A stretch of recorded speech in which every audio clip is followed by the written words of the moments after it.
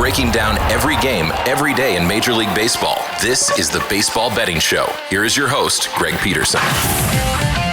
Everyone from the low, welcome to lovely Las Vegas for the Baseball Betting Show with myself, Greg Peterson, now part of the VSiN Family Podcast. We've got a great podcast for you as we're going to be joined in segment number 2 by one of our good friends, Rob Donaldson. He does great work over at Underdog Fantasy, the show/podcast, Rob's Best Bets. We're going to chat with him about the young teams are presenting a lot of value, what to make out of this landscape in baseball. We're seeing a lot of overwhelming games in general, and then we're going to dive in on this great slate that we've got for Wednesday. In the final segment, going to get you guys picks and analysis on every game on the betting board for this Baseball Wednesday as we touch them all. If you have a question, comment, segment idea, what have you for this podcast, you do have one of two ways we all fire those in. First one is my Twitter/X timeline at gunit_81. Keep in mind, letters CM, they mean does not matter. So, as per usual, please do send these into the timeline. Other ways, find an Apple Podcast review. If you rate this podcast 5 stars, it's very much appreciated. And then from there, you're able to fire in whatever you'd like to hear on this podcast via that 5-star review. Well, I did not get in any Twitter/X questions today. Boy, oh boy, did we have a fun day of baseball on Tuesday. Let's take a look back at it. Try to find some trends and try to get to know these teams a little bit better. Games from yesterday is Greg buzzing about. Here is the rowdy recap. The Minnesota Twins take it to the Walker Texas Rangers, 12-2. The final, Zebby Matthews, 2 runs allowed over the course of 7 innings, and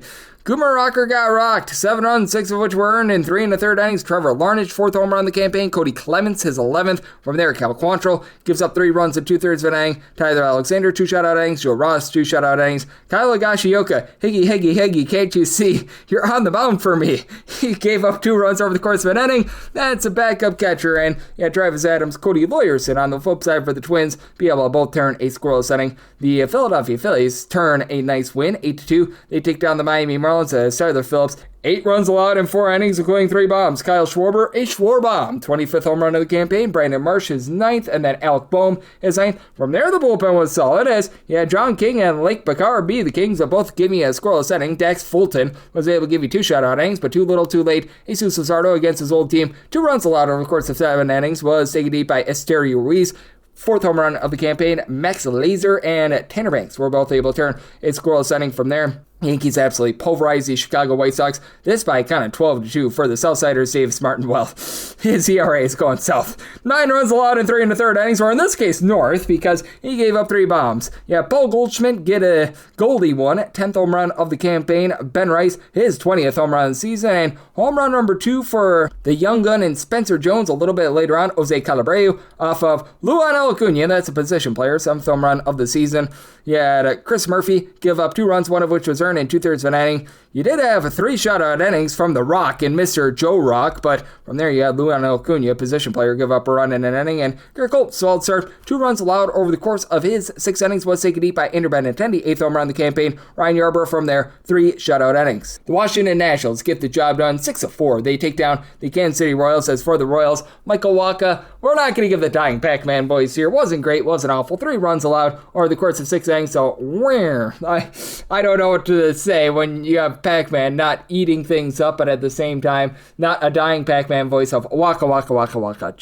So we're going to go weird. And then from there, Daniel Lynch give up 3 runs in an inning. He did get taken deep in this one as it was Curtis Mead getting his 11th home run of the campaign. Connor Siebold, a shutout inning. And Foster Griffin, nice start here. 1 run allowed over the course of 6 innings. From there, Orlando Robalta does give up 2 runs in a 1/3 of an inning. Richard Dickey, Lovelady, pair of outs out of the bullpen, scoreless. Paxton Schultz, scoreless inning. Gus Farland gives up a solo home run as he was cranked deep by Lane Thomas, 4th home run of the campaign. But Nationals now 39-35. One of the better stories in all baseball. Still sub 500 at home, by the way. A team that has been winning quite a few games at home. That would be the Milwaukee Brewers. 2-1. They take down the Cleveland Guardians. As for the Guardians, Slade Sassoni did his part. 5 2/3 innings. He gives up 1 run. That 1 run, a solo run to Bryce Terang, his 11th home run of the season. And Garrett Mitchell off of Hunter Gaddis, 5th home run of the campaign. Gaddis gives up that solo run in his inning of work. Colin Holderman lives up to his aim. And out of the bullpen squirrels, Matthew Fessa had a fiesta for a shutout inning. But how about Robert Gasser throwing the gas? 5 2/3 innings. Squirrels, Joe Kuno, and out of the bullpen squirrels. Aaron Ashby gives you an inning, gives up a run along the way, but Abner Uribe, Trevor McGill, scoreless 8th and 9th innings to be able to get that one in.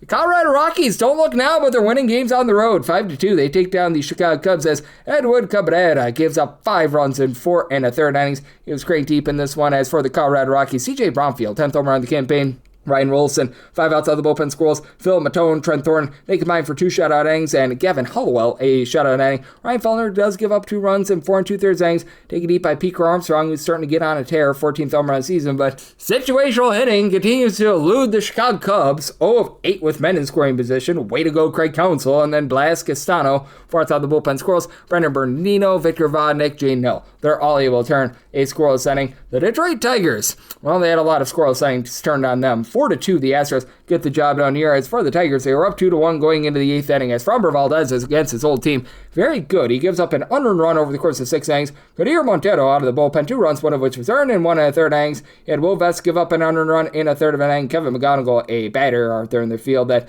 hurt them. And then Drew Summers, he was able to get it out of the bullpen scoreless, and there was a little bit of a challenge that really led to the Astros having that big outburst in the 8th inning. Meanwhile, for Hunter Brown, first start off the injured list, pretty solid. 5 2/3 innings, he gives up 1 run. Steven Okert out of the bullpen squirrels. Anya De Los Santos, Josh Hader, they both give you a scoreless inning. Brian King was the king of giving up a run in an inning, but Astros find a way to get the job done here. The St. Louis Cardinals just continue to win games now, 40-31, 3-2. They take down the Slam Diego Padres as Michael King was the king of being out of this game early. 3 runs allowed in 4 1/3 innings. From there, the bullpen continues to be solid. Ron Marinaccio, 4 outs out of the bullpen squirrels. Suki Matsui, 4 outs out of the bullpen squirrels. Juan Peralta, shutout inning. And Andre 3000 Palante does not give up 3,000 runs. 2 runs allowed over the course of 7 innings. Ryan Stanek, Riley O'Brien, they turn scoreless 8th and 9th innings to be able to get that one in. Suspended game between the Giants and the Braves. They'll pick this one up in the 2nd inning. For Grant Holmes, he was getting blasted in 2 innings. He gave up 3 runs. Adrian Don't Call Him Doogie Howser was pitching more like Doogie. He gave up a home run to Drake Baldwin, fresh off the injury list. 14th home run in the campaign.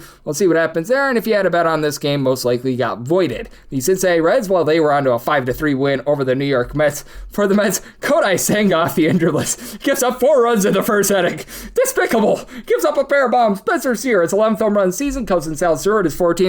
Woodlock in from there, and bullpen wasn't too bad. Cena Alvarez gives up a run in an inning. Austin Warren, Oscar Brisbane, Luke Weaver all lend a scoreless inning, and Brady Singer, he had the Mets singing the blues. Gives up 1 run over the course of 5 innings. Sam Wolf from there does give up a pair of runs in his inning of work. Mark Vientos, 8th home run season, but Bracken Roberg, TJ Antone, Tony Santillan, they're able to turn a scoreless inning, being able to turn quite a few scoreless innings of their own. How about the Toronto Blue Jays? 6-1, they take down the Boston Red Sox. As for Peyton Doley, well, he paid the toll. He given up 3 runs over the course of 5 innings, taken deep in this one by Andres Jimenez, 7th home run season. Davis Schneider is 3rd, and George Springer off of Ryan Watson, 7th home run season for Watson, gives up 2 runs over the course of 2 innings. Tommy Kahnle gives up a run in an inning. Greg Weiser, shutout inning, and Dylan Cease, well, cease and desist for the Red Sox. 5 shutout innings out of him. Jeff Hoffman, Tyler Rogers, they both give you a shutout inning. Did have Tommy Nance give up a home run to Jaron Duran, 12th home run season, 11 since the beginning of the month of May. But from there, you had Louis Varland, who's been magnificent, sub-1 ERA, 1 1/3 inning scoreless to be able to get that one to the window. The under gets to the window very easily out there in Los Angeles as the Dodgers, they get the job done in a 1-0 game. Justin Robelski continues to be very rock solid. 6 shutout innings. Will Klein, Kyle Hurt, the Hurt, and Tanner Scott, they all give you a shutout inning. Drew Rasmussen, he was good in this game. He gives up just 1 run over the course of 7 innings, but it was 1 run too many. Shohei Ohtani, 15th home run of the season. That was the difference. Cam Boozer was able to give you a shutout inning as well for the Rays, but they're now 17-20 away from them for the Seattle Mariners. They're back to a few games above 500, 3-1. They take down the Baltimore Orioles. For the Orioles, Brandon Young does give up 3 runs over the course of 6 innings. Grant Wolfram, Andrew Kittredge from there combined for a shutout inning. Keegan Aiken, scoreless inning, but Logan Gilbert, really nice start here. 10 strikeouts, 1 run allowed over the course of 7 innings. Edward Bizardo, Andres Munoz, they're both able to combine for a pair of shutout innings, a scoreless inning apiece. The Angels, they take it to the Arizona Diamondbacks, 7-0 the final. For the Snakes, nothing doing against Reed Detmers, 7 shutout innings. Kirby Yates, Chase Silseth from there, they both give you a scoreless inning, and Merrill Kelly, his rough season continues. 6 runs allowed in 5 1/3 innings. Take it deep twice. Mike Trout, 17th home run season, and Zach Neto, his 14th from there. Ryan Thompson, pair of outside the bullpen scoreless.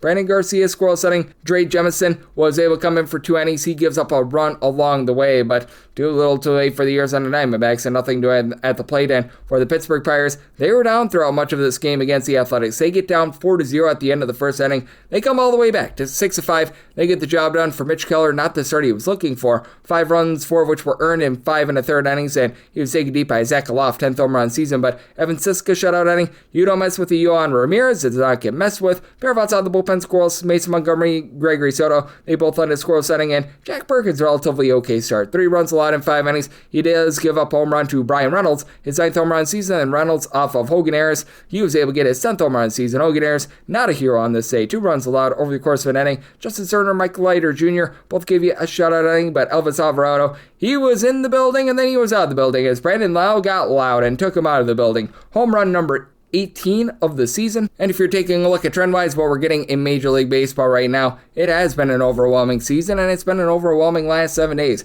Over rate in Major League Baseball, 50-50, 44 overs, 44 unders, and we've seen a pair of pushes along the way. The late games going under the total helped out with that on Tuesday. And if you're looking at moneyline favorites over the last 7 days, very successful. 53 and 36 on the moneyline, and all but 10 of them covered the run line. Overall for the season, favorites are at 55.8%, 591 and 469. And among those 591 favorites, you have now seen a grand total of 138 not cover the run line, and the overall over rate for the season, 51%, 542 overs, 420 unders, and if that serves me correct, we have had 29 pushes along the way. So that's what we're seeing in baseball right now, and that's what we're getting trend-wise. Coming next, let's chat it up with our good friend Rob Donaldson of Underdog Fantasy right here on the Baseball Betting Show with myself, Greg Peterson, now a part of the VC Family Podcast. Breaking down every game, every day in Major League Baseball. This is the Baseball Betting Show. Here is your host, Greg Peterson.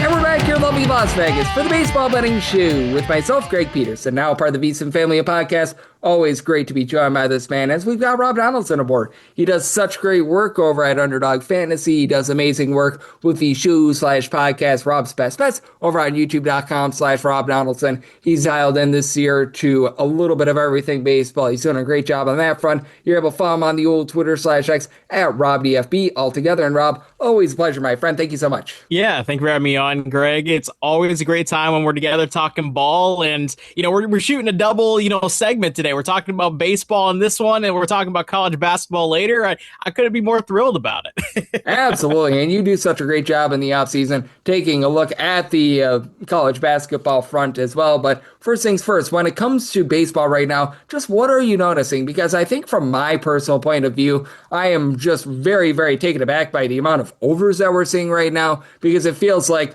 the pitching in general has been very, very bad, aside from your top guys like Christopher Sanchez, Jacob Mizorowski and company. And I feel like the divide between the great starters and everyone else has never been bigger in baseball. Well, yeah, think about all the starters in just recent years that we've kind of lost to, old age. And even a guy like a Tariq Skubal who hasn't been active this season really at large. Garrett Cole's another guy that's been on the mend as well. And you don't have a lot of those kind of front-end starters like the Clayton Kershaws of the world, Max Scherzer, Justin Verlander, a number of guys who are kind of holding it down on the pitching front. Maybe staggered every single day. You're going to see one of those names, or maybe they align and it's every, few days that you get to see those guys take the bump. Well, kind of to your point, although we're seeing the Jacob Mizorowskis of the world, although we're getting to see the Chase Burnses and just obviously a lot of really great pitching, in terms of the youthful department, you can't hemorrhage talent like that and just replace it with the same amount of great pitchers. You got to have a balance, and that balance hasn't been there. The flip side, and really just kind of ultimately, in my opinion, the entire story of the season, though, lies in the youth that we're seeing in Major League Baseball, whether it's a lineup, whether it's the rotations. The White Sox are a great kind of perfect example of that. The Cardinals are as well. I think ultimately right now, baseball is being taken by storm by a lot of early call-ups and a lot of aggressive call-ups and a lot of players who are getting called up and doing damage right from the outset. So I think ultimately both of those things kind of collide and lead to what we're seeing in those overs departments. Yep, it certainly has been wild, and we've been seeing these teams like the Washington Nationals, Chicago White Sox stepping up, but we did see the White Sox absolutely get it taken to them on Tuesday, and now on Wednesday it's going to be Anthony Kay going up against Carlos Rodon at a total of 8.5, and I'm not sure about you, but it feels like they're setting these White Sox totals a little bit too low because the White Sox pitching is still very much a work in progress. Meanwhile, for the hitting department, even without Montakami Murakami, you've had Colson Montgomery and so many guys be able to step up to where I feel like they're going to be an over team moving forward. I think you nailed it. And you mentioned Murakami being out of the lineup. Well, a guy like a Kyle Teal has also been out of the lineup. And truthfully, the White Sox went from a laughing stock kind of joke of a team to a team that has too many talented players to really fit at all the spots. So they have, Jacob Gonzalez coming up from AAA, hitting nukes and playing first base, which is kind of his position, kind of not. Braden Montgomery's playing the outfield. That's kind of his position, kind of not. And that's because when you look at second base, when you look at shortstop, when you look at third base, it's being occupied by guys like Chase Meadroff, Colson Montgomery, Miguel Vargas. All of those guys are legitimate potential all-stars this season. So, heck, they have a Savannah Banana, Greg. Tristan Peters hitting at the bottom of this lineup, and he's actually doing a great job. So the White Sox right now are just kind of a wealth of those young, talented players. They don't have that star without Murakami truly in the lineup, but they have a lot of guys who are budding on being stars. And right now, that's enough for this team. Yep, absolutely. And it has been wild to see what we've been able to get out of them, though. I don't know if I'm going to be able to back them with Anthony Kay on the mound because I think it's going to be a little bit rough there. And we've talked about this guy a few times, and we're going to get him on the mound on Wednesday. Max Scherzer and the Blue Jays are right around even money to plus 105 against the Boston Red Sox. I know that maybe Jake Bennett has not necessarily been the world's greatest starter thus far for the Red Sox, but boy, it's just so rough for Max Scherzer. It feels like on reputation and reputation only, he's still getting respectable prices, and he does not deserve them whatsoever right now. I love Mad Max. We've talked about this, Greg, on and off the podcast. I love Max Scherzer, but he's one of the worst pitchers in baseball right now, if not the definitive worst pitcher in baseball right now. Father Time comes for everybody, even Mad Max. And, you can't just go up there, hurl 92-mile-per-hour fastballs and hope and pray for the best. And especially when you're talking about the Red Sox, who are a team that, for the most part, has really kind of struggled offensively this season. A lot of those struggles have been at home, too, as well. So maybe that's a compounding factor to help Mad Max here in this game. But there are a lot of lefties right now teeing off on right-handed pitching. And I do tend to think that if there is kind of that spark to get the offense going on the Red Sox side, again, it's a guy throwing meatballs. So I love the Red Sox. I love their team total is kind of where I'm targeting because outside of Varland, that Blue Jays bullpen has been a little bit suspect as well. And so ultimately, that's where my head's at. And I'm going to be tailing that pretty much the rest of the way as Max Scherzer gets trotted out there. Yeah, man, this has just been a handout every single time Max Scherzer's been on the bump. You just take the money line of the other team and then just wait a few hours and you cash that ticket. As we always cash in big with Rob Donaldson. He does such great work with the show/podcast, Rob's Best Bets. He's joining me right here on the Baseball Betting Show, and that's certainly an underdog I'm not going to be willing to take a shot on, but I do feel like there are quite a few good spots for underdogs on this card, and I know that the Brewers have been incredible, but Brandon Sproat is right now like a minus 120, minus 125 favorite against the Guardians and Gavin Williams. I want to get your thoughts here, especially on the fact that we've got a 7.5 total with Brandon Sproat on the mound because he's a guy that I just don't trust him whatsoever, and I've been really impressed by Gavin Williams this season. I think ultimately, and I think a lot of people just in general, and this is kind of just a baseball betting concept at large, but no team is as bad as you think they are, and no team is as great as you think they are. Over 162, the best teams are going to lose a third of the ball games that they play in, even if they are the Dodgers. And, whether we're talking about the Mets or the Tigers or the Angels, there's a decent chance that they're going to win 60 or 70 ball games. So, again, out of 162, that's a pretty decent percentage of winning.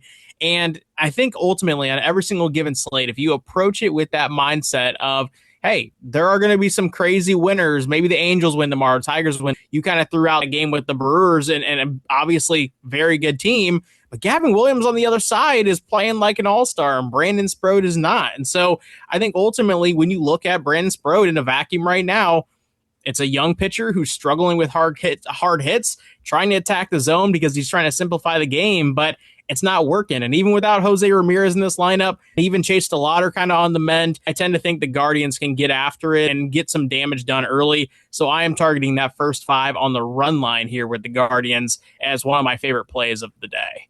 Yep, I'm right there with you. I think that this is a really good spot, and I love what I've been seeing out of Gavin Williams as far this season, not so much for our good friend and Mr. Sprode. And then I think that this one is very intriguing as well because for the Atlanta Braves, it's been maybe a little bit more shaky over the last few days. And J.R. Ritchie probably not going to be the guy that is like starting Game 7 of the World Series for the Braves or anything like that. But right now we're getting them at a respectable money line price of like -138, -140, with them going up against the San Francisco Giants and Robbie Ray. Want to get your thoughts here because Robbie Ray has been more like Robbie Boo away from home, and we're still getting good prices, in my opinion, on the Braves. Yeah, I think the Braves right now are one of those teams that when you look across the board at their lineup, they have so many guys clicking, and even the guys who on the surface really haven't been, hitting hot as of late, a lot of them are doing well under the hood when you kind of look at hard hit percentages. And notably, a guy like Evan White has emerged out of absolute nowhere and just hitting rockets and nukes left, right, and center for the Braves. Of course, they just find one of these guys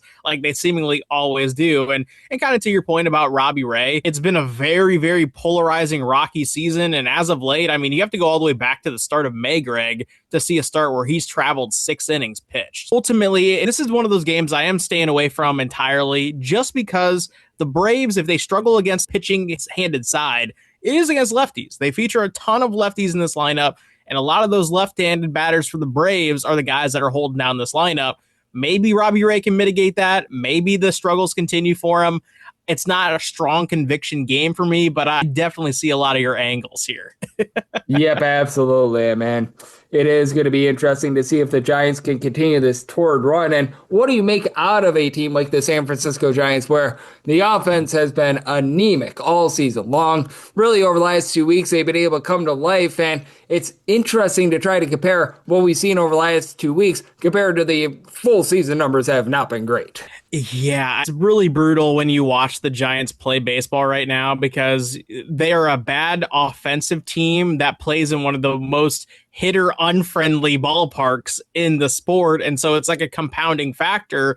And when their rotation with guys like a Robbie Ray, guys like an Adrian Hauser, guys like a Landon Rupp, Trevor McDonald, even Logan Webb, they haven't been holding it down and doing their part to really support the under style of winning, right? The low scoring ball games to win within the margins. That has not taken place.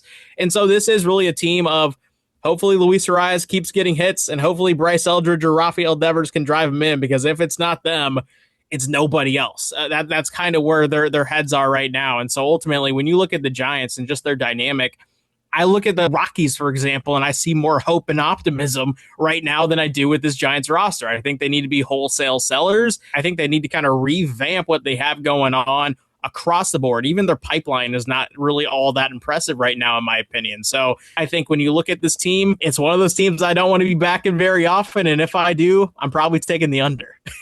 Yeah, I mean, it's interesting to say the least when it comes to the short-term sample size versus the overall season numbers. And how do you try to be able to balance that? Because we have had a Giants team that I mentioned before that has gotten white hot. Sometimes we have ups and downs, like the Chicago Cubs, for example. You just don't know what you're going to be able to get out of them day in and day out. And even a team like the Miami Marlins has been one of the best teams in all of baseball over the course of the month of June. And if you look at them in a short sample size, they've been amazing. But at the same time, the full season numbers dictate something different. And that's where I think, again, we start off this podcast talking about the youthful, exuberance and youthful interjection that we're seeing across the board in Major League Baseball. Well, the Marlins are ultimately a really big part of that, right? They don't have a single guy in their lineup over the age of 28. I just looked at their roster, their lineup, and there's Cal Stowers at age 28. And so he's not even good. He's just a guy that goes up there and hits some home runs, and that's all he provides. And hey, that's decent enough for a team like this. But ultimately, they are one of those teams that I think is a perfect encapsulation of what youthful baseball looks like. The White Sox are great examples as well.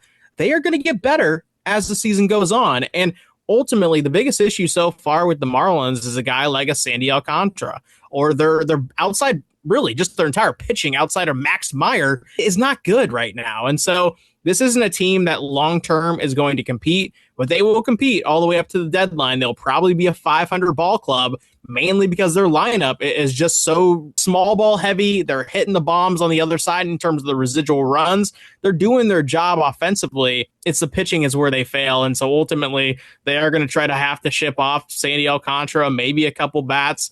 We'll see who else, kind of emerges. Yuri Perez would be an interesting guy to get back in the fold and kind of see what happens. But ultimately, I think the Marlins are one of those teams that are really going to be a next year's team, but in the interim, put up a lot of runs and lose mainly because of pitching. So again, if you're kind of looking at a team encapsulated, take the over with the Marlins almost blindly, and you're probably in a good spot. Absolutely. And might that be where you're going to be looking on Wednesday with this team? Because for the Marlins, they're going to have Sandy Alcantara on the mound, but they're also facing off against Andrew Painter, which I think that there's upside with him, but it just has not happened for him at the big league level thus far this season. Yeah, I mean, when you look at the under the hood numbers on Andrew Painter, you would be thinking, oh, he's got a sub-4 ERA. He's having a great season. Not the case. Definitely not the case. And even Sandy Alcantara, I'll say this, in terms of his season, it's been one of the weirder ones, I would say, because there's been some moments, especially early on, there were moments of like, wow, we're seeing vintage Sandy. But ultimately, he was a power pitcher when he came up, a lot of crazy high-powered strikeout stuff. And the game has almost kind of passed him by. He came up and introduced himself to Major League Baseball at a time where he was really kind of capitalizing on throwing 94, 95. Now we see that, we see Jacob Mizorowski throwing 103 and Chase Burns throwing 101, and it looks easy. It's no longer kind of a wow factor throwing 94, 95 and having a couple decent pitches to pair along with it. And so ultimately, how good is Sandy even, past the season? If he were to get acquired at the trade deadline, is he somebody that can really change the trajectory of a team? I tend to think no. And in this little vacuum of a game here against the Phillies, good luck. There's a lot of lefties in this lineup that are roping baseballs. I tend to think that Sandy Alcantara is going to go out there and give up 3 or 4 earned runs, if not more. Andrew Painter, again, even with the underlying numbers, he's a walking pinata right now. So even with a total of full game 9, 5 through the first 5 innings, I still kind of aligned with myself with the over in both departments here. Yep, right there with you. And I think that we've got ourselves a very nice board for overs just in general on this Wednesday, though. This one I think is interesting because we've got the Cubs going against Colorado Rockies. Right now I'm seeing an opening total of 10. The wind is going to be blowing out very heavily during the day at Wrigley, but this is a night game, and the wind is going to be changing direction there. You got Sean Sullivan, who's pitched 3 career innings at the big league level, and Javier Assad doesn't get a lot of strikeouts, but I feel like Rocky totals might be, shall we say, over-amplified for a little bit of time because of the 23 spot that they put up out here in lovely Las Vegas over the weekend, and I think this might be a good time to sort of, shall we say, sell high with regards to those totals. It's probably not a bad call, right? And I think even if you're looking at the A's on kind of the other flip side of their upcoming series, maybe take those unders as well. Like, I think that entire series, those 2 series for the A's, also poor Jeffrey Springs, who had to pitch twice out there and just ruined his ERA. That's going to be a pitcher that I actually target for that positive regression, for obvious reasons. And so I think ultimately, yeah, to your point, when you're looking at the Rockies, although there are a lot of hitters right now in that lineup who I think are hitting balls really hard and potentially could carry over that success from Vegas into future games, I think there's going to be a massive over adjustment with their totals moving forward. And it's just the Rockies in general. And so when they're trotting out their pitchers with 5 and 6 ERAs, everybody thinks offense inherently anyway. So yeah, to your point, I'm probably looking at a lot of Rockies and Cubs unders, and I'm going to be doing that until the market ends up correcting. Yep, I think that that's a very smart way to go about it, and we've got ourselves a very full board on this Wednesday. All 30 teams are in action. Anything else that's really calling your name? Because I do think that this is going to be a good day for overs, and I think that the Tampa Bay Rays here, like a plus 160, plus 165, might be one that's calling my name personally. You took the words right out of my mouth, Greg. That's exactly where I was going. I think the Rays, we'll see if this ages well. The game hasn't been played tonight here on Tuesday. I think the Rays also win tonight. But yeah, Shane McClanahan going up against Shohei Ohtani. Obviously, a lot of inherent juice when Shohei's name is on the betting slip. And on top of that, that opens a door because the Rays are a great team. They have a lot of guys hitting balls really hard. Shout out to Ryan Valade, who's kind of come out of nowhere and is just one of the better players on this entire Great team. Name, too. He's going to be an all-star. I mean, this is a phenomenal season for him. Just a really coming out party out of nowhere. And I think ultimately the Rays aren't a sexy brand. The Dodgers inherently are going to get a little bit of juice to the money line. And the other part of this equation is that Shohei Ohtani, when he does take the mound, the Dodgers as a whole are like a 500 team this year. And so in terms of winning the actual game, and that's usually, in part because he wasn't in the lineup a lot of times when he was taking the bump. We'll see if that's the case here on Wednesday. But ultimately, regardless of whether or not that ends up being the case or not, the Rays at a plus 160 price, probably one of the better prices for no real reason that you're going to see in that department long while here. Yep, I'm right there with you. And Rob, you're doing such an incredible job taking a look at baseball. You're doing a great job in terms of looking at other sports in the offseason, getting set for football season, college basketball, and so much more. So love the good people at home. Know it's all on tap for you and how people can follow along on social media and other platforms. Well, hey, Greg, it's always a great time talking ball with you. And for those who are wanting to follow my Major League Baseball bets on a nightly basis, Twitter/X at RobDFB, and also on my YouTube channel, which is just my name, Rob Donaldson. But as always, Greg, I appreciate having me on, man. It's always great to be able to have Rob aboard every single time he joins me. He lends such great insights. Did so once again today. So a big thanks to Rob for joining me on the Baseball Betting Show, now part of the VSiN Family Podcast. Coming next, it is that time of the podcast. I give you picks and analysis on every game on the betting board for this Baseball Wednesday as we touch a ball. Breaking down every game, every day in Major League Baseball. This is the Baseball Betting Show. Here is your host, Greg Peterson. And we're back here in lovely Las Vegas for the Baseball Betting Show with myself, Greg Peterson, now part of the VSiN Family Podcast. Always great to be joined by Rob Donaldson. He does such great work with the show/podcast, Rob's Best Bets. He does an incredible job on the baseball front, the college basketball front, and so much more. And every single time he joins me, he lends such great insight. So big thanks to Rob for joining me in last segment. Now it is that time of the podcast to give you picks and analysis on every game on the betting board for this Baseball Wednesday as we touch them all. If a game is listed on the betting board, Greg has a side and a total on it, so it is time to touch them all. Do note that as per usual, any changes are made to these plays will be listed up on my Twitter/X feed at gunit_81. We're going to be going in Las Vegas rotation order. This is where we go with the National League games first in time order, then the American League games in time order. Any interleague games, those are going to be at the bottom. That'll keep things all nice, neat, clean, and easy. Let's get things started. 9:51, 9:52 is up. We've got the Mets on the road against the Cincinnati Reds. Yes, we are on to Cincinnati, and they're on to Nick Lodolo getting the start for them, and Nolan McLean goes for the Mets. Tonight's game is 9, over and under anywhere between -105 to a -115, and for the Mets, they're between -125 to a -136, and I'm willing to lay it with the Mets. Did set them at a -136. For Nolan McLean, it's been a little bit of shakiness recently, but he's still been able to do a nice job in terms of mowing him down. The strikeouts per 9 rate still above a 10 with him right now. As a matter of fact, he's at 10.4 strikeouts per 9 innings and not really giving up the deep balls. 0.9 home runs per 9. The 369 fielding independent is lower than the 401 ERA. Just had a really bad patch towards the back half of May where he had given up like 3+ runs in 3 straight starts, but he's been able to get things back online. 4 runs allowed over the course of his last 3 starts, and for Nick Lodolo, it's just been a rough season for him in general. Now, he did begin the season on the injured list, and he does look to be rounding into form just a little bit more. As for Lodolo, he gave up 2 runs in his last start. He's now giving up 300 runs or fewer in 4 out of his last 5 starts, 5.21 ERA. Still giving up the 1.9 home runs, 3.5 walks per 9 innings for a 607 field independent. He's going to be aided by the fact that the Mets just have not been good on offense this season. They continue to be a bottom 8 team in terms of run creation. Juan Soto continues to do his part. He's giving over a 370 on base, and he's been able to supply the team with 13+ home runs, but what are you going to be able to get around him? You do have Carson Benjay, who had that nice 5-hit game about a week and a half ago against the San Diego Padres, and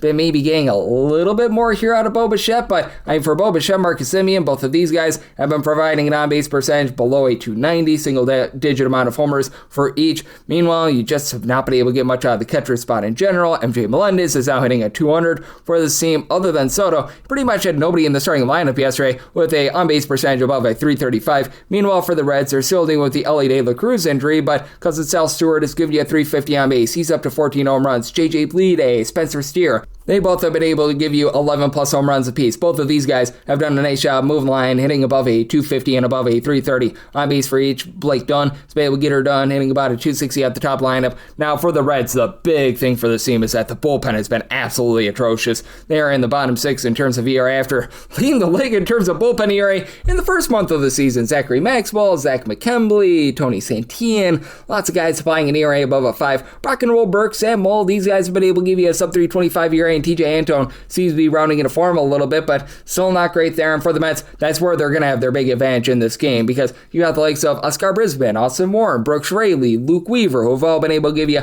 a sub 3 ERA. AJ Minter, since coming off the injury list, has yet to give up a run, so I do think that the Mets get the job done, and I do think that both of these pitchers round into form, so I like the under semi-total at an 8.7, and for the Mets, I'm willing to lay up to minus 135 on the money line. 953, 954 on the card. The Marlins are going to be on the road against the Phillies. Sandy Alcantara is on the bump for the Marlins, and you've got one Mr. Andrew Painter going for the Phillies. Phillies are favorites of between minus 115 to a minus 122, minus 105 to a plus 104 is that number on Miami. 9 to 8.5 is the total. On the 8.5, over is minus 125, the under is plus 105, and on the 9, over is minus 115, under is minus 105, and I did set a total here of an 8.8 personally. I'd rather be taking an 8.5 over rather than a 9 to the under, because with Sandy Alcantara and Andrew Painter, these are two guys that are very much pitching to contact. Now for Alcantara, you know that he's going to do a nice job in terms of not beating himself, keeping things out in front of him. 1.1 home runs, 2.1 walks per 9 innings, so to go with his 4.25 ERA, more like a 4.14 fielding dependent, but still only about 6.6 strikeouts per 9 innings, and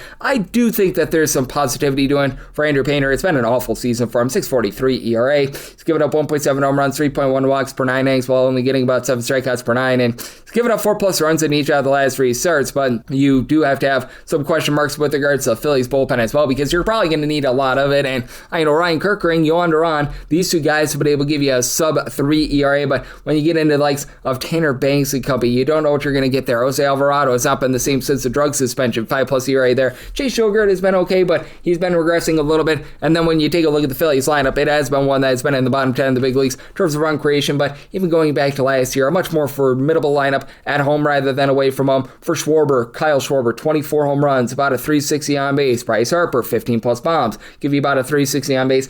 What are you getting outside that, though? In the outfield, Adolis Garcia is hitting below the middle line of 200, and then in the infield, Umando Sosa, Bryson Stott, JT Realmuto, Trey Turner down for what? Alec Boehm, if I didn't mention him already. All these guys hitting 235 or lower, really not giving you a lot of pop. Flip side for the Miami Marlins, this is a team that's in the bottom 6 of the big leagues in terms of home runs on a per at-bat basis. Liam Hicks is your main boom guy, 360 on base. He's been able to supply a double-figure amount of homers, and then outside of that, it's a little bit mix and match towards the bottom of the lineup. These guys like Kyle Stowers, who recognize that he typically doesn't hit towards the bottom, but Jacob Marcy, Connor Norby, throw in there Jimenez, the DH from yesterday. These guys only get 225 or lower. Otto Lopez continues it above a 320 for the team, and Xavier Edwards right around about a 295. He's been able to give you a little bit of pop as well for the Marlins. They do have a bit of a better bullpen. They're in the top 10 in terms of bullpen ERA. John King has been the king along with Anthony Bender, giving you a sub 350 ERA. I like what Michael Peterson is able to bring to the table. Lake Bakar, they're utilizing him a little bit more in a longer role, but he's been able to give you a sub 350 ERA as well. They need Pete Fairbanks around into form, but still, I did set the Marlins as a favorite. I trust in a contra here more than Painter, so I'm willing to lay up to minus 107 on the Marlins on the money line and set a total of an 8.8. So on the 8.5, I like the over. 955, 956 on the card. It's the Cardinals. They're going to be playing OC Slam Diego Padres.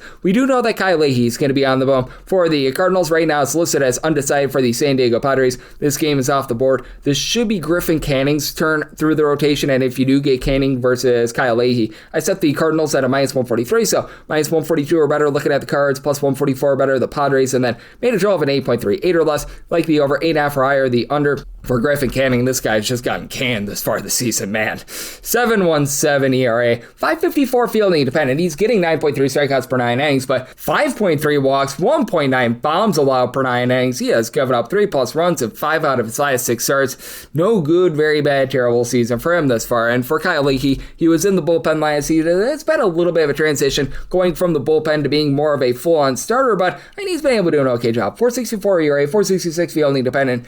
Need to get a little bit more swing and miss, 7.3 strikeouts per 9 innings, 3.5 walks, 1.3 home runs allowed per 9. But the Cardinals bullpen, ever since, we're going to call May 1st, they've been a top 12 team in terms of ERA. They've been able to get Matt Svanson out there a little bit more, along with Ryan Stanek. These guys have not been great. Now, Jojo Romero, he is hovering more around about a 4 with regards to his ERA, but I like what Gordon Gassefo, George Soriano have been able to bring to the table. They're giving you a sub 350 ERA. Riley O'Brien has been a little bit hit or miss, but I think that he's going to be able to give you some good production as well. Now with the Cardinals, you do want to note that this team is averaging about a full run per game less at home rather than away from home. They have been merchants of really just being able to slug it out away from home. But that said, Jordan Walker, so overall 350 on base, 18 home runs. You've got a lot of guys like J.J. Weatherholt, Alec Burleson, give you about for a 350 on base. Burleson is up to 13 home runs this season. Ivan Herrera, nearly a 400 on base. Now you need a little bit more of some of these guys like a Victor Scott, Thomas Aguirre. They're hitting below a 215, but for the San Diego Padres, out of 30 Major League Baseball teams, they're right now 30th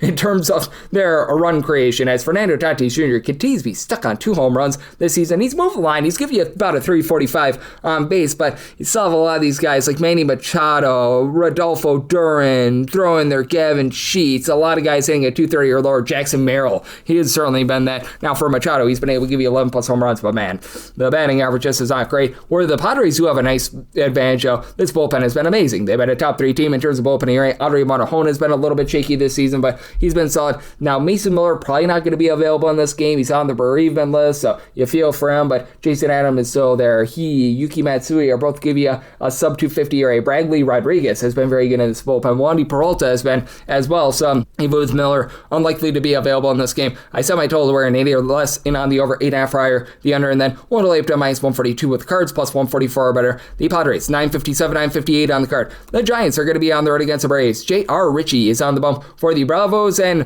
Mr. Robbie Ray, oops, and not be Robbie Boo, is going to be on the bump for the Giants. And the Giants do find themselves as underdogs between plus 118 to a plus 120. Meanwhile, minus 140 to minus 145 is the number on Atlanta. 9 as the total. Over is between minus 110 to a minus 115. Under is minus 105 to a minus 110. Set the Braves at a minus 152. I'm going to be willing to take a shot on the money line. Now for Robbie Ray, he's got some pretty extreme home and road splits thus far this season. They've been starting to iron out a little bit, but you have to have your question marks there for Robbie Ray overall for the season. He's got a relatively respectable 442 ERA. The fielding independence is more around about a 525 though, and for Robbie Ray, when he is away from home, man, things have just been less than savory from 535 ERA with 2.3 home runs allowed per 9 innings. Overall, both home and road, 1.7 home runs, 4.4 walks allowed per 9 innings, and J.R. Ritchie probably doing for a little bit of regression as well, 382 ERA, but a 5.15 fielding dependent, 5.3 walks per 9 innings. That's a little bit of an issue, and for the Giants, since the beginning of the month of June, they've been actually a top 8 offense in terms of all of baseball. They've been really raking when they've been away from home, but so have to have your question marks with this team.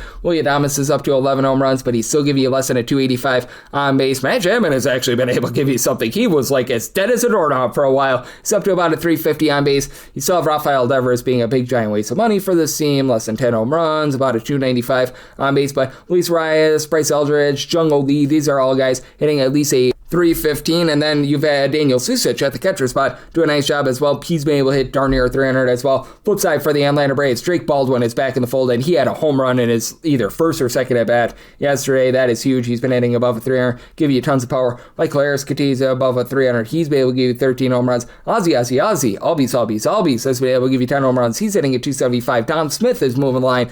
Need more out of Austin Riley. He's been dealing with injuries since last season, but even Mauricio Dubon is moving the line. Matt Olson, 20 plus home runs, and the Atlanta Braves a big leg up with regards to their bullpen. The Giants, they're more around about 18th, 19th in terms of bullpen ERA. Eric Miller has been a little bit touch and go. I like what I'm seeing out of Sam Entages, JT Brubaker. These are guys give you about a 350 or lower ERA, but Caleb Killian has been regressing a little bit for this team. They dealt with injury to Yo Piero throughout the season. Then on the other end for the Atlanta Braves, you've got the Dylan Lee, Dylan Dodd, who have been able to give you a sub 225 ERA. Ronaldo Lopez gives you some nice long relief. Robert Suarez, Raciel Iglesias. These are two guys give you a sub 225 ERA. So do think that for the Braves, they do a nice job getting the job done as they're a top 5 team in terms of run creation. Semi-total 9.2. I'm willing to lay up to a minus 151 with regards to this Braves money line, and on the 9, I'm in on the over. 959, 960 on the card. It's the Colorado Rockies on the road against the Chicago Cubs as Javier Assad is on the bump for the Cubs, and Sean Sullivan goes for Colorado. Colorado does find themselves as mono underdogs between plus 152 to a plus 160. Minus 180 to minus 195 is that number on the Cubs. 10 is the total. The over is minus 115. Under is minus 105. 5, and I do like the under. I set my total at an 8.8. Sean Sullivan, not necessarily a guy that I think is going to be like some superstar pitcher or anything like that for the Colorado Rockies. Got a little bit of a late call-up, and for Sean Sullivan, I believe that he's only made one career appearance. Now, the good news for him, he won 3 shutout innings, so that's very good, but it's such a small sample size that you really can't take that seriously. You'll look at what he was able to do at the minor league level this season for Albuquerque, which that's at a lot of elevation, so the 5.6 ERA isn't quite as bad as it seems, but still only about 8.2 strikeouts per 9 innings, giving up 1.6 bombs per 9, so you do have to have your question marks there. And for Javier Assad, he's never really been like a swing and miss maestro or anything like that, but I think he's doing a good job holding down the fort. 3.99 ERA, 3.99 fielding dependent, 5.6 strikeouts per 9 innings, but 2 home runs, 0.9 home runs per 9 innings. Now, you look at the Colorado Rockies right now, and they're a respectable road offense, mainly because they put up the 23 spot a few days ago against the Sacramento A's. So they're up to about 4.5 runs per game away from home. That has a big giant asterisk to it, though, and for this Colorado Rockies lineup, you've only got one guy in there that's currently healthy that's giving you a double-figure amount of homers, because Mickey Moniak is right now dealing with injury, and Hunter Goodman, he has been a good man. He's been able to give you 19-plus home runs, and then you need a little bit more from some of these guys at the bottom of the fold, like a Kyle Karros has been hitting below a 235. Edouard Julien, they've been a little bit of an issue. Now, TJ Romfield, he and Trey Johnson both hitting above a 275. You've been able to get a little bit out of Cole Carrig ever since he got called up from the minor league level as well. Rockies still brutal with their bullpen. They're dead last in terms of bullpen ERA. Blas Castano, as the long guys, give you about a 4 ERA. Jane Noah, these guys have been giving you north of 5 ERA. They're getting Victor Vonnick back off the injury list, but he's been awful this year. Antonio Senzatella has been able to give you a sub-3 ERA, and then on the other end for the Chicago Cubs, this has been a team that's been in the upper half of the big leagues in terms of bullpen ERA. They are dealing with Daniel Palencia back on the injury list. That's an issue, but like of a Ryan Rolson, Trent Thornton, Ethan Roberts, they've been able to give you a sub-335 ERA. Caleb Theobar has been a little bit up and down, but he and Jacob Webb still give you some relatively good innings. So, well, the Cubs, I set them at a minus 224 on the money line. I do think that they go out there, dominate this game. I'd be willing to go up to a minus 113 on the run line.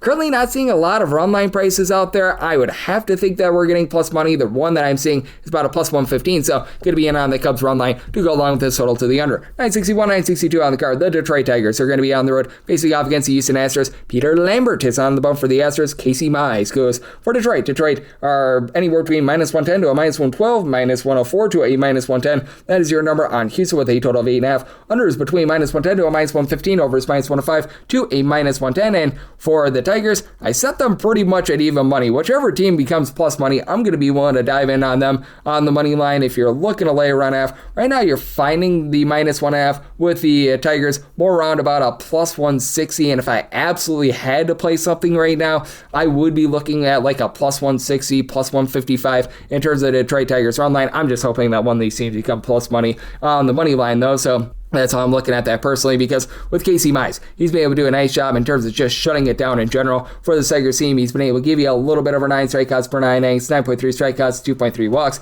per 9 innings, 0.4 home runs per 9. He has been great. He has given up 5 total runs over the course of his last 5 starts, albeit dealt with a little bit of injury, but he needs a little bit of help from his friends. As for the Detroit Tigers, this team has been in the bottom 8 in the big leagues in terms of run creation. Now, good news for them is that they do get back a few guys like a Gleyber Torres, who's been able to give you over 375 on base. Riley Green, Kevin McGonigal, all guys that are giving you over a 370 on base, so they've been able to move line. And Dylan Dingler up above 15 home runs. He's been relatively solid. You also do get back Harry Carpenter, but he's had a little bit of a touch-and-go season thus far. Spencer Torkelson is above a double-figure amount of homers, but he, Wencio Perez, Zach Short, Zach McKinstry, A.O. Lee, you've got a lot of guys here with below a 315 on base, sitting at 225 or lower, so that's been an issue. Both of these teams have been a little bit shaky with their bullpen for the Astros. They've been much better recently ever since getting Josh Hader off the injury list, but Brian Abreu saw him a miserable season. He and Angel de los Santos both well above a 4 ERA. Brian King, he has been the king of being able to give you a sub 330 ERA along Steven Okert, but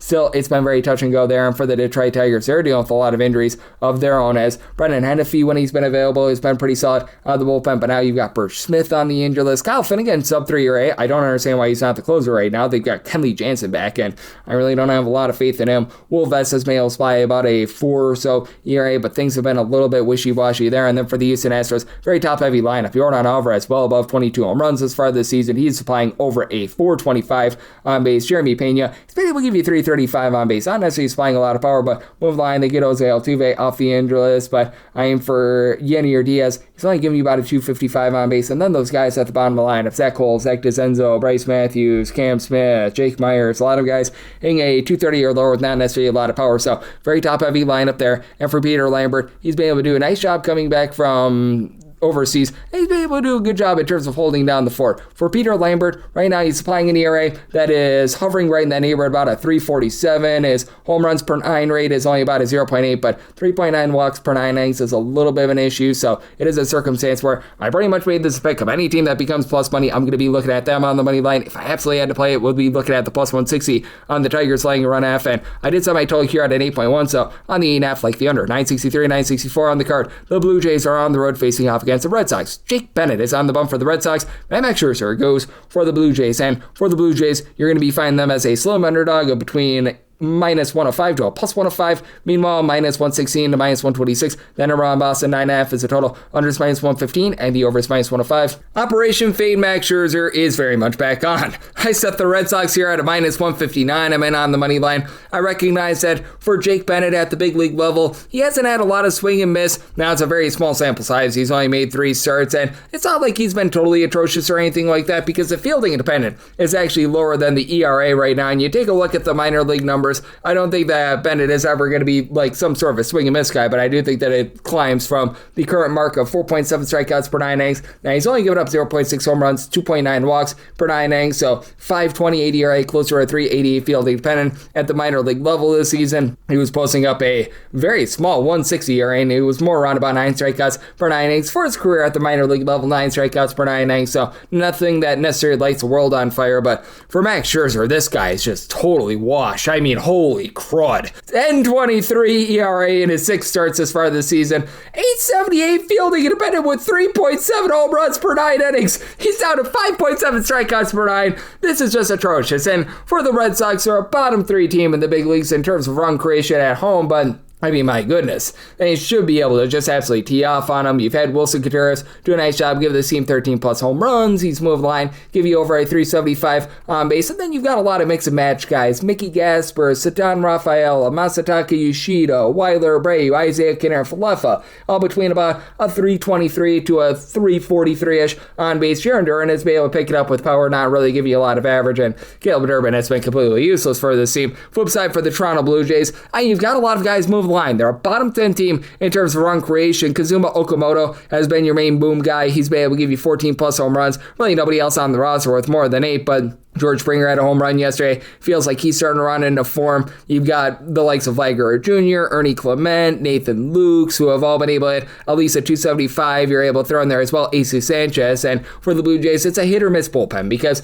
you've had the likes of a Braden Fisher, Taylor Rogers, Louis Varland be relatively solid. Fisher is now above a 3 ERA, but other 2 guys, they've been sub 2. But these guys like Tommy Nance, Jeff Hoffman, they just have not necessarily been too effective. Meanwhile, for the Red Sox, they do back up Bennett with a top 5 bullpen in terms of ERA. They did use up Tommy Canley yesterday, but he's been solid. Taylor Semenaijo has been able to give you sub 3 ERA. Aroldis Chapman, he has been one of the best closers in all of baseball. Danny Kaluma has been a little bit banged up, but getting him off the injury list, that should be able to help out this team a little bit. And I think that they just go out there and dominate Max Scherzer. So my total of 9.3. So I'm going to be in on the Red Sox on the money line, and I do think that the bullpens help you stay under this 9.5. So I'm going to be in on that 9.5 to the under. 965, 966 on the card. The White Sox are going to be on the road. They're facing off against the New York Yankees. Carlos Rodon is on the bump for the Yankees, and Anthony Kay says okay to another start. And for the White Sox, they are between plus 150 to plus 162 underdogs. Meanwhile, between minus 170 to minus 190. That's the number on the Yankees. 8.5 is the total. Unders minus 110 to a minus 115. Overs minus 105 to a minus 110. And with the Yankees, I set their money line price at a minus 192. I was willing to take pretty much anything of a plus 105 or better on the run line right now. That's between plus 115 to plus 120. So I'm going to be willing to dive in there. For the White Sox, while the offense has been quite solid, they've been a top 8 team in terms of run creation. The pitching appears to be very much a work in progress. And for Anthony Kay, he doesn't have the world's worst ERA, but you do have to fear that there's going to be quite a bit of regression with him. For Kay, he has been okay with regards to the ERA being at a 4.34, but a 5.23 fielding dependent, getting just 7.2 strikeouts per 9 innings, 3.7 walks, 1.4 home runs allowed per 9 innings. And Carlos Rodon, 3.19 ERA since coming off the injury list. The command has been an issue, 5.5 walks per 9 innings, but he's getting over 9 strikeouts per 9 innings. He's been allowing less than 0.8 home runs per 9, so I do think that this is a good domination spot here for the New York Yankees. And for the White Sox, they're still missing Montaka Murakami, so that is very much playing into this. You've got Colson Montgomery. It's not giving you a lot of on base. 317 on base, but he has been able to give you 16 plus home runs. Miguel Vargas, 367 on base. He's been able to supply 17 plus home runs. And then you do have the mix and match guys move line, like a Chase Meadroth, along Tristan Peters, hitting between about a 345 to a 355 with that on base. Sam Antonasi, he's been able to give you about a 380 on base. Randall Grichuk has been pretty solid coming off the bench as well. But for the Yankees, they're actually averaging 5+ runs per game ever since Aaron Judge has been out of the fold. Feels like they're better equipped to be able to overcome an Aaron Judge injury than ever before, as you've got Cody Bellinger, Paul Goldschmidt, both give you over a 360 on base. Jazz Chisholm continues to not have a jazzy season, but even he's been able to pick it up a little bit. You need a bit more of the likes of Ryan McMahon, Anthony Volpe, JC Esquera. And these are guys hitting at 240 or lower with not necessarily a ton of power, but INA, when you've had Yasan Dominguez out there, he's been able to give you a bit of something. Ben Rice, about a 390 on base. He's been able to supply 18 plus home runs. He's actually up to 20 home runs. And then for the Yankees, the guys that are really struggling in the bullpen are actually your bigger name guys. David Benner along Camilo Doval. Both of these guys registering an ERA above a 360, but you've had Brent Hendrick, Fernando Cruz be able to give you a sub 325 ERA. Paul Blackburn, he's walked the plank and he's been a relatively good long guy. And on the other end of things, you've got a White Sox bullpen that is still trotting out their strength. Dominguez as their closer, not a place where you want to be. Jordan Leisure has leisurely posted up an ERA that is well above a 6. You've got Chris Murphy off the injured list. He's been all sorts of issues for this team. And then you've been able to get a little bit more out of the likes of a Sean Newcomb, who's been a pretty nice long guy. Grant Taylor, these guys have been able to give you a sub 350 ERA, but they're in the bottom half of the big leagues in terms of bullpen ERA. And I do think that Carlos Rodon might have some command issues, but I think that you get a higher scoring game and the Yankees slugging it out to victory. So I set the run line price at a plus 103, plus 105 or better in on that Yankees run line, and like the over, somebody told it an 8.8. 967, 968 on the card. The Orioles are going to be on the road against the Mariners, as you've got Kyle Bradish on the bump for the Orioles, and Mr. George Kirby goes for Seattle. Seattle is a favorite in this spot of anywhere between minus 134, and I'm seeing now as high as a minus 150 as well, and between plus 114 to a plus 131 is that number on Baltimore. 7.5 is the total. Over is anywhere between minus 110 to a minus 115. Under is minus 105 to a minus 110. For the Mariners, I set them at a minus 148, so I'm willing to go up to a minus 147 on this money line for Kyle Bradish. He just hasn't been himself this season. I feel like the last 2 seasons, dealing with injuries, have really taken a toll on him, as right now he's posting up a 4.30 ERA, but closer to a 4.70 fielding dependent, 1.4 home runs, 4.8 walks per 9 innings, and it's not backed up by a great bullpen. Yunier Cano has been very solid, along with Uncle Rico Garcia. These guys are giving you a sub 3 ERA. Grant Wolfram is giving you some okay innings, but Anthony Nunez above a 4.50 ERA. Andrew Kittredge, Keegan Aiken, these guys well above a 5 ERA. The mix and match guys just have not been great. And for Seattle, you do have Matt Brash dealing with a little bit of an injury, so that hurts them. But Edward Pizarro has been able to give you a sub 3 ERA. Jose Ferreira has been rock solid. Gabe Spire, I like what these guys bring to the table. And you have to think that Andres Munoz is going to be able to turn the corner, and they might not need a ton of the bullpen because George Kirby, always good with his command, only 2.3 walks per 9 innings. He does have a higher 4.07 ERA this season, but closer to a 3.40 fielding dependent. Down with the swing and miss stuff, less than 8.5 strikeouts per 9 innings, but only 0.9 home runs allowed per 9. And for the Orioles, they do have some pretty demonstrative home and road splits when it comes to the offense. Right now for the Orioles, they are registering at home about 5 runs per game. That's a top 5 mark in all of baseball. More like 4.3 runs per game away from home. That's in the bottom half of all of baseball. And we've got Gunnar Henderson, who's been able to supply the team with 14 plus home runs, but he's also giving you an on-base percentage that's well below a 300 right now, so that's been a little bit of an issue. Now, you've been able to get quite a bit of production out of Taylor Ward. Only 3 home runs after he had 30 last year with the Angels, but a 405 on base. You love that. Adley Rutschman, Pete Alonso, these are guys give you about a 340 on base, base with Alonso up to 15 plus home runs. Samuel Basayo is right now moving the line for you. Need a little bit more of the likes of Colton Cowser, Jackson Holiday, Kobe Mayo, guys like that at the bottom full, but it's a relatively solid lineup. And for the Seattle Mariners, they get J.P. Crawford back yesterday. So I hang like at 225 to 230, but over a 350 on base with a double-figure amount of bombs. Cal Raleigh is back as well. Miserable start to the season. I think that we're going to see him round back into form, but Dom Canzone has been able to give you 350 on base with right around 10 home runs. Julio Rodriguez, Luke Raley, 14 plus home runs apiece out of these guys, and I do think that they jump aboard Kyle Bradish in this spot, so I like this money line of the Mariners, set them at a minus 148, and did set my total at 7.3. I think that Bradish rounds into a little bit of better form. I think that Kirby goes out there and dominates in a very nice pitcher-friendly ballpark. So in on the under and the Mariners on the money line, 969, 970 on the card. The Royals are on the road against the Washington Nationals. Zach Littell is on the bump for the Nationals. Luinder Avila goes for the Royals. Total on this game between 9.5 to 10 on the 9.5, overs minus 120, the unders even. On the 10, unders minus 115, overs minus 105. Nationals between minus 120 and minus 135 favorites, plus 102 to a plus 115 is that number on Kansas City. And with the Royals, I set them at a plus 109, so getting a plus 110 or better, I'm going to be in on them. Now, Littell is right now listed as a starter for the Nationals. They're utilizing a lot of openers in front of them, so if you see someone like a PJ Poulin, Richard Dickey Lovely, two guys that do have a sub 350 ERA in that bullpen, it's still going to be Littell, who's been a little bit better since working behind an opener, but they give up 5 runs in his last start. They did not utilize an opener in that one. Right now, 5.32 ERA and a fielding, independent of a 6.12, 2.2 home runs per 9 innings, only getting about 5.3 strikeouts per 9. Good news for him, he gets to go up against a Royals team that's currently dead stinking last in terms of road run production. He's getting about 3.55 runs per game on the road for the Kansas City Royals. Bobby Witt Jr. continues to his part, 365 on base. Maybe he's down a little bit with the power. He's on pace for less than 25 home runs this season. Then you do have the likes of Jack Aglione, Starling Marte, Miguel Garcia. These are guys in between about a 255 to 270, but then you've got Isaac Collins, Lane Thomas, Salvador Perez, Vinny Pasquantino, a whole bunch of guys in 225 or lower. Like with Perez, he's up to 10 or 11 home runs, but you just need way more when you're providing a 245 on base, and the Nationals continue to lead the league in terms of run production, over 5.4 runs per game. James Wood is giving you good wood, 20 home runs, over 400 on base. You've had CJ Abrams give you 14 plus bombs, 370 on base, and all of a sudden you've been able to get quite a bit out of Curtis Mead. 11 home runs, 345 on base, and then you got a few other guys like a Dallin Lyle move line hitting about a 260, Luis Garcia, Keeper Ruiz, they're hitting above a 260 as well. Have to have a little bit of trepidation with the Nationals bullpen, but those openers and Poulin along with Lovelady, they've been able to do a solid job. Brad Lord should be able to come in for long relief if needed as well. He's been able to give you a sub 350 ERA, and his Royals bullpen has just been absolutely dreadful. But Carlos Aceves injury is clearly hurting them. You've had Steven Cruz posting up an ERA well above a 450. Nick Mears is down on the injury list. Lucas Erceg has been a disaster with them all north of a 4 ERA. Daniel Lynch along with Alex Lang, both of these guys have been able to do a pretty solid job, both below a 4.15 ERA, but for the Royals, they have been able to find a little bit of something here with Luinder Avila. With Luinder Avila, he's been able to come out of the bullpen, and he's actually been a relatively nice find thus far. Now, the 6.19 ERA is brutal. He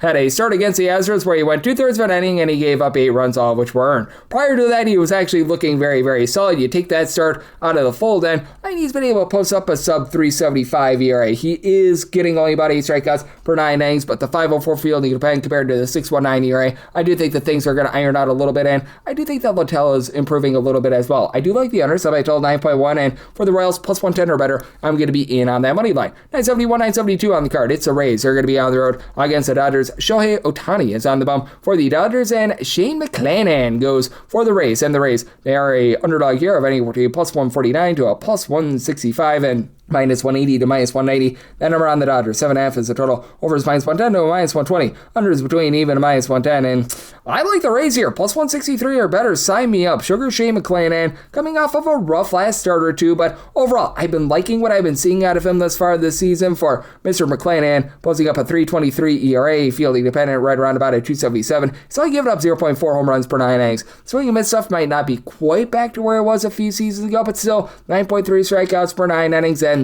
with this Dodgers lineup, they have been far worse when they have been at home rather than away from home. For the Dodgers, lead the league in scoring with about 5 5.9 to 6 runs per game away from home, closer to about 4.7 runs per game when they are at home. And it's a Tampa Bay Rays team that they've been very rock solid with regards to their offense all season long. They've been averaging about 4.5 runs per game, and you've got a main three for this team. Junior Caminero, Yandy Diaz, along with Jonathan Aranda, I'll give you at least 11 home runs. All these guys give you at least a 365 on base, and then the ancillary guys like Hunter Verduccia, Nick Fortes, these are guys hitting above a 250. Chandler Simpson, one of the better base stealers in all baseball, he's hitting darn near 275. Ryan Velde, he's been pretty solid as well. And then on the flip side for the Dodgers, you're starting to get a little bit more power out of the team. Max Muncy, Andy Paz combined 31 home runs. Both of these guys hitting right around about a 270. Shohei Ohtani, overall 4 on base, he's back up to 14 home runs. You've had Freddie Freeman going yard recently. Need a bit more of the likes of a Kyle Tucker, Mookie Betts. You know that these guys are going to turn around sooner rather than later, but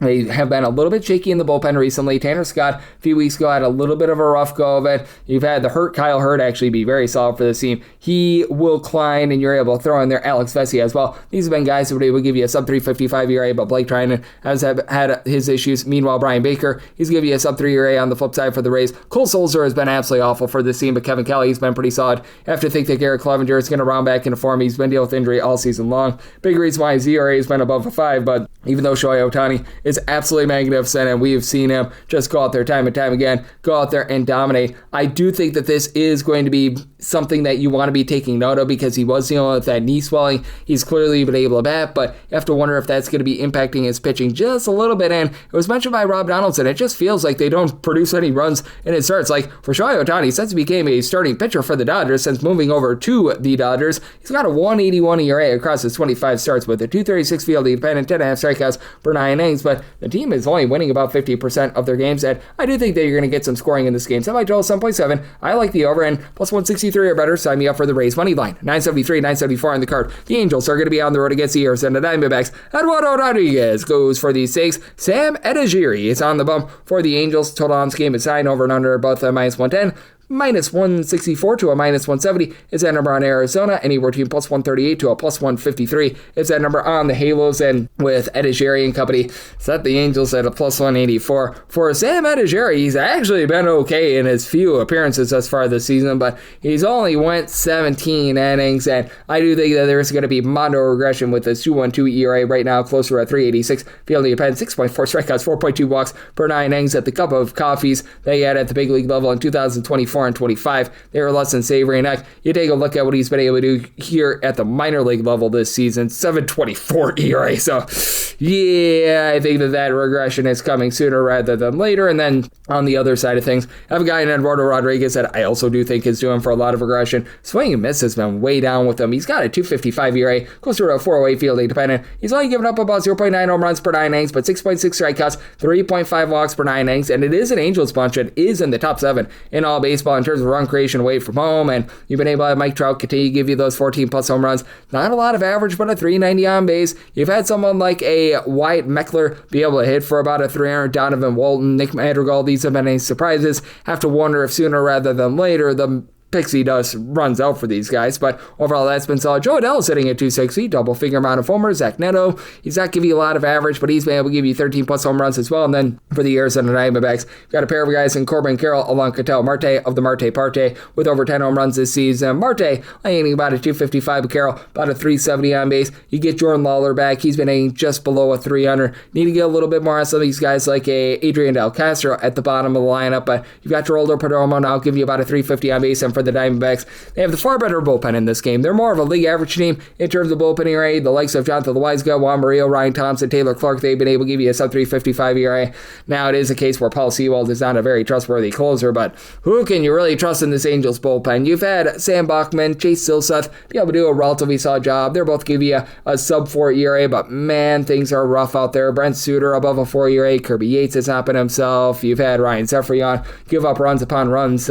I think that you get a higher scoring game. Somebody total 9.6. I like the over. And for the Arizona Diamondbacks, set their money line price at a minus 184. I was willing to take a plus 108 or better on the run line. Right now, find that between plus 120 or plus 130. So in on the run line and the over. 975, 976 on the card. The Cleveland Guardians are on the road against the Milwaukee Brewers as Brandon Sproat goes for the Brewer crew. Gavin Williams is on the bump for Cleveland. Total is 7.5 to 8. On the 7.5, overs minus 115 to minus 120. Unders between even and minus 105. On the unders minus 120, over is even. And Brewers Brewers are between minus 117 to minus 125 favorites, and between even money to plus 107. That's the number on Cleveland, and I'm in on Cleveland. I set them at a minus 127. I'm just not trusting Brandon Sproat whatsoever. Like, man, it has been relatively less than savory for him this far this season. 5.70 ERA, 1.8 home runs, 4.5 walks per 9 innings. And for Gavin Williams, he does have an ERA that's darn near a point higher when he's away from home rather than at home. Overall for the season, 3.32 ERA, 10.3 strikeouts per 9 innings. Has been giving up closer to about 1.3 home runs per 9. But I think that he goes out there and gets the job done. And for the Brewers, this has been a team that's been lacking the boom this season. Outside the top 25 in terms of home runs on a per at-bat basis, they just small ball you to death. You do have Bryce Terang, who's up to now 11 home runs. He's been able to give you 385 on base. Jake Bauers, 14 home runs, leads away, 375 on base. And then Jackson Chourio, about a 370 on base. Christian Yelich, 350 on base. William Contreras moves the line. Like, I mean, the list goes on and on. And for the Cleveland Guardians, they're already a bottom 10 team in terms of run creation. You've got Jose Ramirez currently out of the fold. I know that Chase Lauder has been dealing with a little bit of injury, but do have the likes of Brian Rocchio, along Travis Bazzana, giving you over a 340 on base. Austin Hedges is hitting at 270. He has been one of the worst hitters in all of baseball for a long time, as, I mean, the superstar bats have not come through for the team. Reese Hoskins, I know he's got a 328 on base, but .86 average, it's just not cutting it. But I mean, these ancillary guys are doing a nice job stepping up, and you need to see him quantitate above a 215. But that's it for the Guardians. It's also been a relatively solid bullpen as well. Hunter Gaddis, after a relatively rough start to the season, down below a 4.15 ERA, along with Matt Festa, who's having a fiesta. Colin Holderman has been able to give you a sub-2 ERA. They are dealing with the Eric Sabrowski injury, but Sean Armstrong, since coming off the injury list, he's been solid. And for the Milwaukee Brewers, Abner Uribe, Trevor McGill, both of these guys still posting up above a 350 ERA, but Aaron Ashby has been able to give you a sub-3 ERA. They pick up Joe Kuhnel from the Athletics, Brian Fitzpatrick. They've had a lot of mix and match guys in the bullpen, but I just think that Sprout gets lit ablaze in the start. So, like the over, so I might tell it at 8.2. And for the Guardians, I'm going to be willing to lay up to minus 126 on the money line. So, getting plus money, I'm in there. Wrap things up with 977, 978 on the card. The Pirates are on the road against the Athletics, as Aaron Salvali is on the bump for the Athletics, and you've got Mr. Braxton Ashcraft, hoping to not be a load of Ashcraft for this Pirates team. And with the Pirates, you're going to be finding them as a small favorite here, anywhere between minus 114 to a minus 126. Even money to plus 108 is a number on the Athletics, and the total on this game is 10 over and under between minus 105 to a minus 115. I do like the over, so my total 10.1. We're starting to see a little bit of regression here out of Braxton Ashcraft, but I certainly do think that he's a better starter in this spot. Now, you've got a ballpark in Sacramento that's just really elevating offense, so the 3.30 ERA of Braxton Ashcraft going to be put to the test, more like a 3.09 fielding dependent, 9.6 strikeouts per 9 innings, only giving up about 2 walks per 9 innings. And Aaron Savali really had things rolling towards beginning part of the season, and boy, is that toilet bowl. Right now, about a 4.20 ERA, but a 5.47 fielding dependent, 1.9 home runs, 2.7 walks per 9 innings, and is not getting a lot of swing and miss. Meanwhile, you do have a Pirates lineup that, I mean, it has been much more formidable at home rather than away from home. They're in the top 3 in terms of run creation at home, away from home, a little bit more closer to league average. But that said, you've got a lot of guys that do find a way to be able to move the line, get on base, as you've had that out of Nick Gonzalez and Tyler Callahan. Both of these guys running above a 280. You get really good on base out of Spencer Horwitz, Brian Reynolds. Both of these guys above a 375 on base. You've got Ryan O'Hearn give you about a 340 on base. Brandon Lau has been able to get loud with 16 plus home runs. They are dealing with the injury to Oniel Cruz, but I'm getting out there some of the lesser bats like Henry Davis and company has been a good thing. And for the Athletics, you've got a team that's just absolutely raking right now. Nick Kurz, 445 on base, 16 plus home runs. Tyler Soderstrom back up to a double figure amount of bombs, 340 on base. Shea Langoliers, Shea is banged for 15 plus home runs, 340 on base. Still has been a rough season for the likes of a Brent Rooker, but Zach Lofson's coming off the injury list has been solid. Henry Bolte really doesn't give you power, but he and Carlos Cortez both give you over a 370 on base. And for the Athletics, it is a touch and go bullpen. They're in the bottom 10 in terms of ERA. You do have the likes of a Mark Leiter Jr., Elvis Alvarado, Luis Medina, now posting up ERAs above a 4, though I do like what I've been able to see out of some of these ancillary guys. Mason Barnett along with Hogan Harris have been solid. And flip side for the Pittsburgh Pirates, Gregory Soto is a guy that I think is going to be doing for a little bit of regression here moving forward. Mason Montgomery has been able to do a relatively solid job. I like what I'm seeing out of Evan Sisk. So, interesting circumstance here. I did set the Pirates at a minus 129. I'm willing to lay up to a minus 128 on the money line, and I'm going to be in on the over of 10. So, by total 10.1. That'll wrap things up for the Wednesday edition of the Baseball Betting Show, now part of the VSiN family of podcasts. If you do like what you're hearing from this fine podcast, Baseball Betting Show, you're able to subscribe wherever your podcasts, Apple Podcasts, Google Play, Spotify, Stitcher, and TuneIn. If you have a question question, comment, segment idea, what have you for this podcast, you have one of two ways we fire those in. First one is my Twitter/X timeline at @GUnit_81. Keep in mind, there's they mean does not matter, so as per usual, please do send these into the timeline. And the other way is find an Apple Podcast review. If you rate this podcast 5 stars, it's very much appreciated. From there, you're able to fire in whatever you'd like to hear on this podcast via that 5-star review. And a big thanks once again to Rob Donaldson, who does such great work with the show/podcast, Rob's Best Bets. He joined me in the last segment, and I'm with you guys every single day, give you picks and analysis on every game, every day. So I'll be back with you once again tomorrow. Thank you so much.